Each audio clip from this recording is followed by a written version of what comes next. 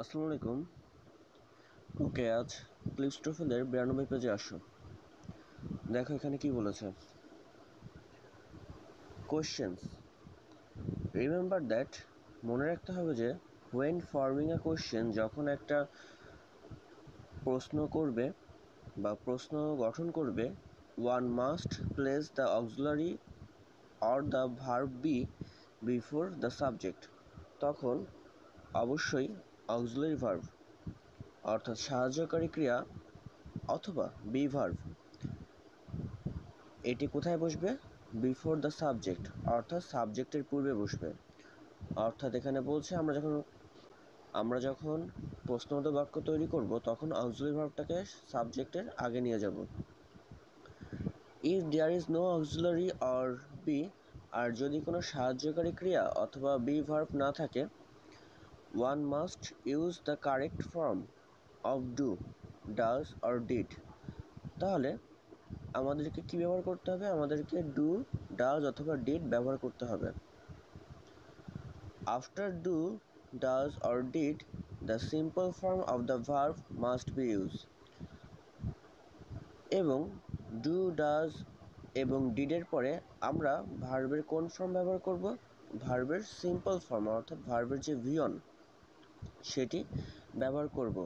আমরা do, does, did এরপরে কি ভার্বের পাস্ট ফর্ম ব্যবহার করতে পারবো না, ভার্বের প্রেজেন্ট ফর্ম ব্যবহার করতে হবে। The tense and person are shown only by this auxiliary, not by the main verb. আরও এখানে কি বলছে দেখো, একটা সেন্টেন্স কোন টেন্সে আছে সেটা আমরা বুঝতে পারছি এই যে অক্সিলারি ভার্বগুলো, অর্থাৎ একটা সেন্টেন্সে কোন টেন্স ব্যবহৃত হয়েছে এবং এটা কোন পার্সনে আছে সেটি আমরা বুঝতে পারছি কিসের মাধ্যমে? এই অক্সিলারি ভার্বগুলো অর্থাৎ ডু, ডাজ, ডিড অথবা বি ভার্ব এইগুলো দ্বারা কি আমরা বুঝতে পারছি। Not by the main verb, main verb দিয়ে আমরা একটা টেন্স এবং এর পার্সনকে বুঝতে পারি না সবসময়। আমাদেরকে একটা সেন্টেন্সের টেন্স বা পার্সন এগুলো বোঝাতে সাহায্য করে সাধারণত অক্সিলারি ভার্ব এবং ডু, ডাজ, ডিড এগুলো।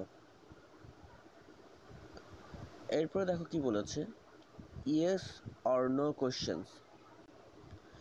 These are questions for which the answer is yes or no. আচ্ছা, এখানে একটা জিনিস বলেছে সেটা হচ্ছে যে প্রশ্নবোধক যে বাক্য ইন্টারোগেটিভ সেন্টেন্স সাধারণত কয়ভাবে হতে পারে? ইন্টারোগেটিভ সেন্টেন্স সাধারণত দুইভাবে হতে পারে। কীভাবে? একটা হচ্ছে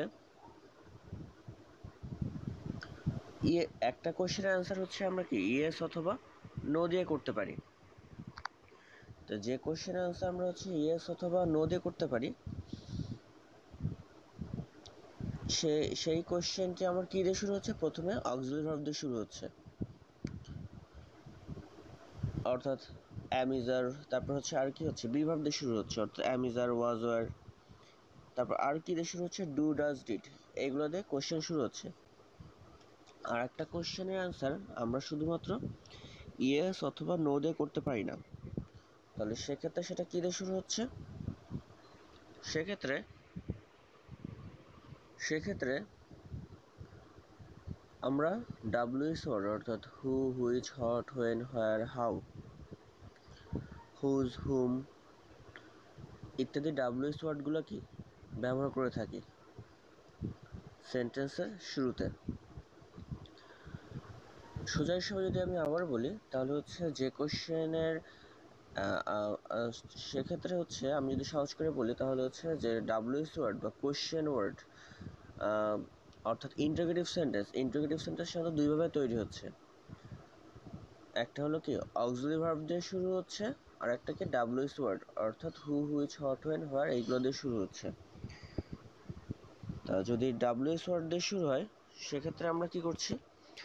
ডাব্লিউএস ওয়ার্ড দিয়ে যদি শুরু হয় এখন কথা হলো কখন ডাব্লিউএস ওয়ার্ড দিয়ে শুরু হবে আর কখন হচ্ছে অক্সিলারি ভার্ব দিয়ে শুরু হবে।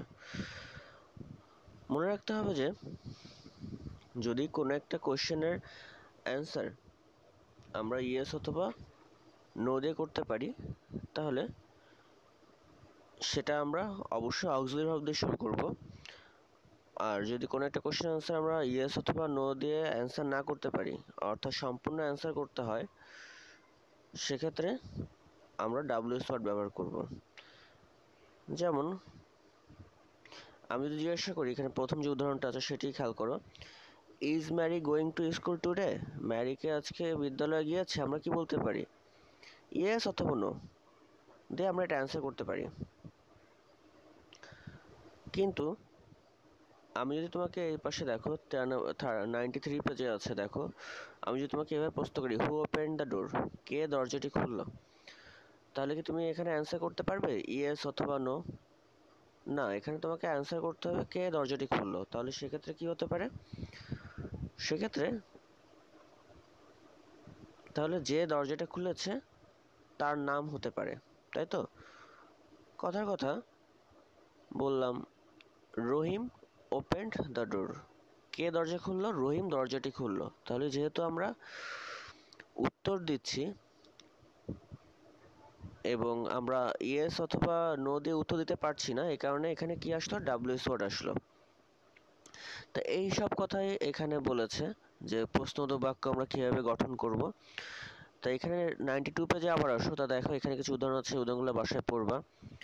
ওয়াজ Mary sick yesterday? Have you seen this movie before? Will the committee decide on the proposal today? Do you want to use the telephone? Does George like peanut butter? Did you go to class yesterday? এখন যেটা হলো ব্যাপার, তাহলে তোমরা কি খেয়াল করেছো? তাহলে প্রশ্নবোধক বাক্য কীভাবে গঠন করছি? ইয়েস অথবা নো কোয়েশ্চেন যেটা, সেটা আমরা কীভাবে গঠন করছি? প্রথমে হচ্ছে আমরা দেখো স্ট্রাকচার, অক্সিলারি ভার্ব বসবে, তারপর সাবজেক্ট, তারপরে মেইন ভার্ব। তো এই গঠন অনুযায়ী আমার কি ইয়েস অথবা নো কোয়েশ্চেন হচ্ছে।